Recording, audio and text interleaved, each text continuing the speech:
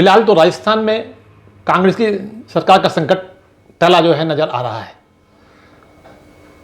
और समझ नहीं आता कि ये संकट कितना टला है या अभी और बारूद में के ढेर में चिंगारी की तरह धीरे धीरे सुलग रहा है।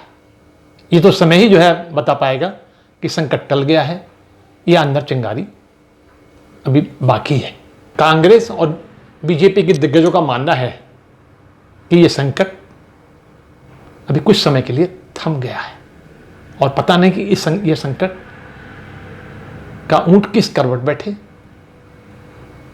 अभी कुछ कहना भी संभव नहीं है कि सरकार राजस्थान के अंदर आने वाले समय में बीजेपी की रहेगी या कांग्रेस की।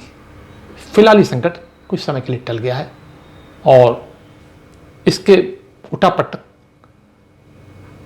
का गुणा भाग करने में अभी बड़े बड़े राजनीतिक लोग पर्दे के पीछे अपने शतरंज बिछा रहे हैं। राजनीतिक कारों का मानना यह भी है कि इस शतरंज के खेल के शहमात वाला जो खेल है अभी इस पर पर्दा डाल दिया गया है और फिलहाल इसके दूरगामी परिणाम और आने वाली रणनीति के बारे में दोनों ही पार्टियां अपनी अपनी सोच और अपने घोड़े दौड़ा रही हैं और इस खामोशी का यानी इस चुप्पी का दोनों पार्टियां अलग अलग मायने निकाल रही हैं।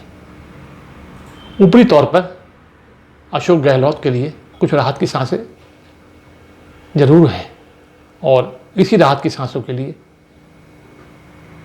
अशोक गहलोत जो कि एक लंबा अनुभव रखते हैं उसके साथ अपनी आगे की रणनीति बनाने में लगे हुए हैं।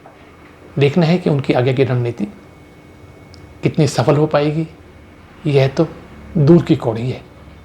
अभी इस बारे में कुछ भी कहना जल्दबाजी है। यह सब कुछ समय के हाथ में है। समय ने इस सबको बांध के रखा हुआ है और समय ही जो है बताएगा कि इस शतरंज के खेल का क्या परिणाम होगा।